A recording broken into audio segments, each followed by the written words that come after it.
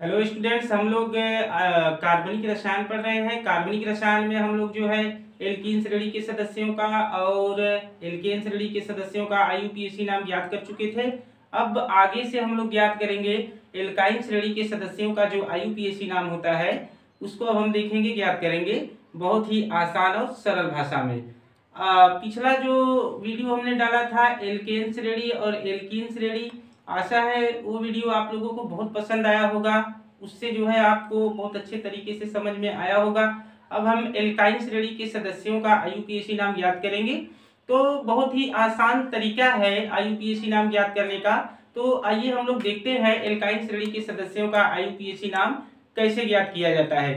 तो सबसे पहले जो एल्काइन श्रेणी है, यह जो एल्काइन श्रेणी है, एल्काइन श्रेणी को हम त्रिबंध हाइड्रोकार्बन भी बोलते हैं। त्रिबंध हाइड्रोकार्बन इसे इसलिए बोला जाता है क्योंकि इसमें कार्बन कार्बन के बीच ट्रिपल बॉन्ड मौजूद होता है। इसका जो सामान्य सूत्र होता है वह है CnH2n-1। ये इसका सामान्य सूत्र है। इसका अगर आपको सामान्य सूत्र मालूम रहेगा, याद रहेगा, तो आप इस सामान्य सूत्र की मदद से एल्काइन श्रेणी के सभी सदस्यों का बहुत ही आसानी से जो अणु सूत्र है वो ज्ञात कर सकते हैं, निकाल सकते हैं। तो आइए हम देखते हैं एल्काइन श्रेणी का ये जो पहला हमने यहाँ संरचना सूत्र बना रखा है CH ट्रिपल बॉन्ड CH। तो कुछ नहीं करना है आपको। इसमें हमने आपको बताया है किसी भी कार्बनिक यौगिक का आईयूपीएसी नाम ज्ञात करते समय सबसे पहले हम उस कार्बनिक यौगिक में मौजूद कार्बन परमाणुओं की जो संख्या होती है उसको गिन लेते हैं। तो इसमें देखिए, एक कार्बन यहाँ है, एक कार्बन यहाँ है, यानी एक कार्बन यहाँ, एक कार्बन यहाँ, तो दो कार्बन। तो दो कार्बन से होता है आपका एथ, पहले ही हमने आपको बताया है। तो इसमें जो मूल शब्द हो जाएगा वह क्या हो जाएगा? मूल शब्द हो जाएगा इसका एथ। दो कार्बन से होता है एथ। अब एथ में हमें क्या जोड़ना है? तो हमने आपको बताया था एल्काइन श्रेणी का जो प्राथमिक अनुलग्न होता है वह होता है आइन। क्या होता है? आइन होता है। तो एथ में हम क्या जोड़ देंगे? एथ में हम जोड़ देंगे आइन। तो एथ और आइन को जब हम आपस में मिलाएंगे तो इसका आईयूपीएसी नाम हो जाएगा एथाइन। क्या हो जाएगा? एथाइन हो जाएगा। ये आपका हो जाएगा एथाइन। इसमें YNE, एथ में हम क्या करेंगे? अंग्रेजी का YNE जोड़ देंगे तो ये हो जाएगा एथाइन। ये हो गया आपका आईयूपीएसी नाम। अब उसके बाद हमने यहाँ पे लिख रखा है, इधर देख लीजिए इसको आप, CH3C ट्रिपल बॉन्ड CH। अब हमें इसका आईयूपीएसी नाम ज्ञात करना है। कुछ नहीं करना है, वही फार्मूला। सबसे पहले कार्बन परमाणुओं की संख्या को गिन लीजिए। तो एक कार्बन, दो कार्बन, तीन कार्बन। तीन कार्बन है तो तीन कार्बन से होता है प्रोप। ये सबको पता है। जो रूट वर्ड है आपका वो क्या हो जाएगा? प्रोप हो जाएगा। प्रोप में हमें जो प्राथमिक अनुलग्न है एल्काइन श्रेणी का वो है आइन। उसको क्या करना है? ऐड कर देना है। तो हमने यहाँ आइन को ऐड कर दिया। तो प्रोप और आइन को जब हम आपस में जो है मिलाएंगे तो ये हो जाएगा आपका प्रोपाइन। क्या हो जाएगा? प्रोपाइन। ये इसका आईयूपीएसी नाम हो गया। अंकन हम इधर से करेंगे क्योंकि ट्रिपल बॉन्ड इधर से नजदीक है। उसके बाद अब ये तो हो गया दूसरा। तीसरा देख लीजिए। तीसरा है आपका CH3 CH2C triple bond CH। अब हमें इसका आईयूपीएसी नाम ज्ञात करना है। तो वही फार्मूला, कार्बन परमाणुओं की जो संख्या है उसको गिन लीजिए।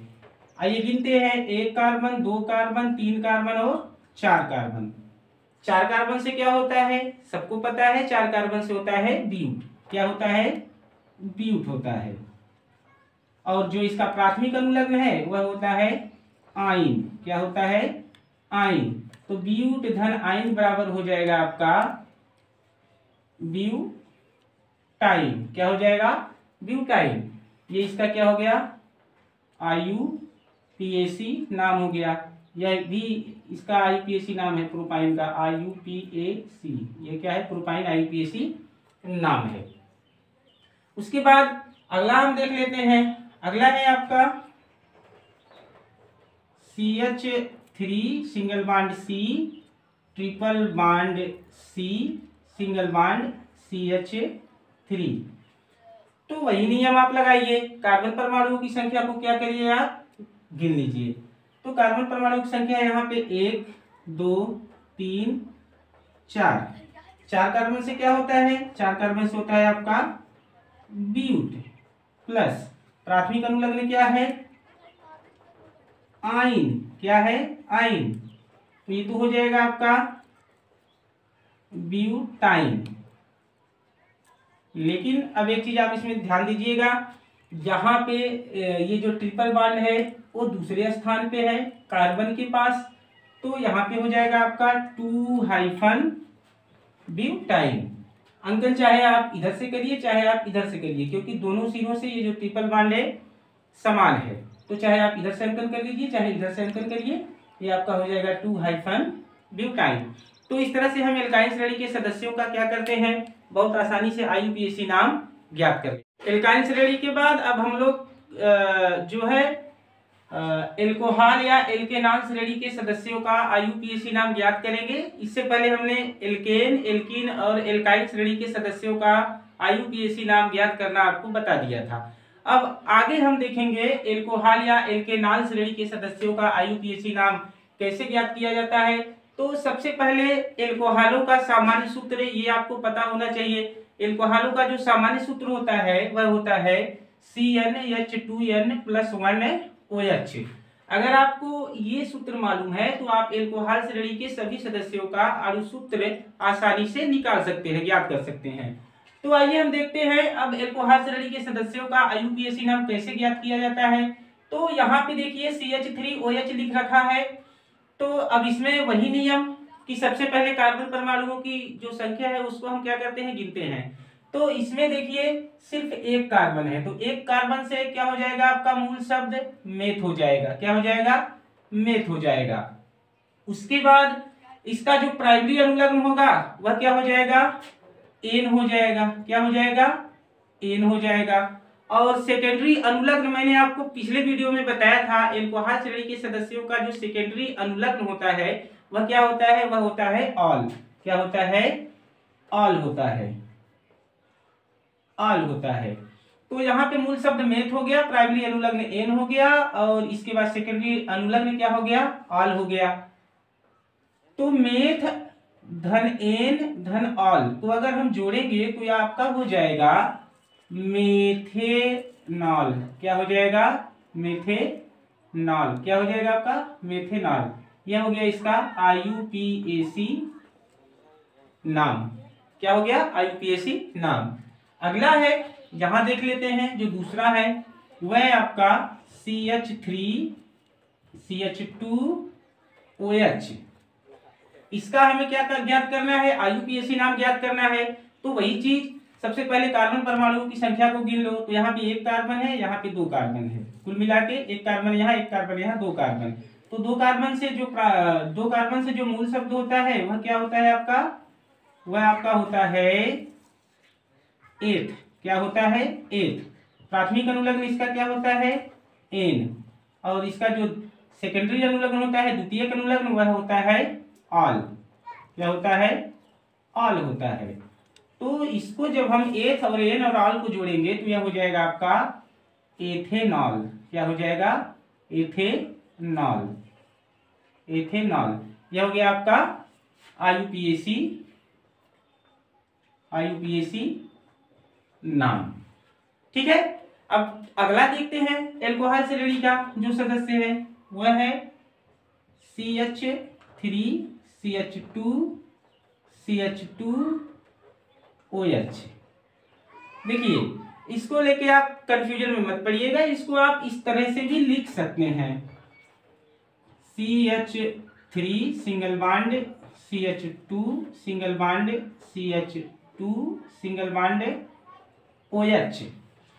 चाहे आप ऐसे लिखिए चाहे आप ऐसे लिखिए, परीक्षा में या किताबों में चाहे इस तरह से दिया रहे चाहे इस तरह से दिया रहे, इसको लेके आपको कंफ्यूजन में नहीं पड़ना है। आप जो है सिर्फ अपने नियम पे जाइए, आप नियम फॉलो करेंगे, IUPAC नाम अपने आप ज्ञात होता चला जाएगा।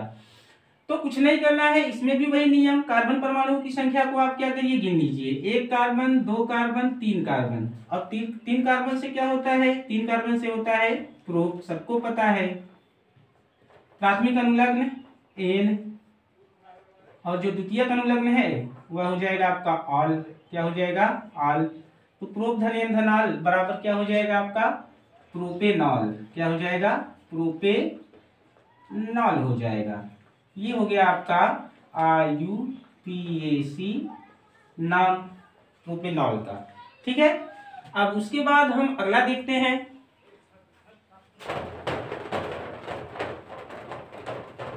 अगला देखते हैं एल्कोहल श्रेणी का जो सदस्य है वह है आपका CH3CHOH तो ये है। अब हमें इसका जो है क्या ज्ञात करना है, IUPAC नाम ज्ञात करना है। कुछ नहीं करना है, इसको हम इस तरीके से भी लिख सकते हैं, CH3 single bond CH single bond CH3 single bond OH। चाहे आप इस तरह से लिखिए चाहे आप इस तरह से लिखिए, किताबों में दोनों तरीके से दिया रहता है। तो वही नियम आप फॉलो करिए। सबसे पहले कार्बन परमाणुओं की जो संख्या है उसको आप गिन लीजिए। 1 कार्बन, 2 कार्बन, 3 कार्बन। 3 कार्बन से क्या होता है, सबको पता है, 3 कार्बन से होता है प्रोप। प्राथमिक अनुलग्न एन प्लस द्वितीयक अनुलग्न क्या हो गया इसका, ऑल। द्वितीयक अनुलग्न ऑल, तो ये हो जाएगा आपका। अब चूंकि एक चीज यहाँ ध्यान दीजिएगा, अब यहाँ पे ये जो OH है, ये जो OH सेकेंडरी अनुलग्न, इसका जो OH जो क्रियात्मक समूह है एल्कोहल का, वो दूसरे स्थान पे है कार्बन के पास। तो अंकन चाहे आप इधर से करिए चाहे आप इधर से करिए, चाहे आप इधर से भी करेंगे तो 1 2 3, इधर से भी करेंगे तो 1 2 3, दूसरे ही स्थान पे ये जो क्रियात्मक समूह है OH वो आपका मौजूद है। तो आपका हो जाएगा 2-प्रोपेनॉल। क्या हो जाएगा, 2-प्रोपेनॉल। तो इस तरीके से जो है हम एल्कोहल श्रेणी के सभी सदस्यों का बहुत ही आसानी से IUPAC नाम ज्ञात कर सकते हैं।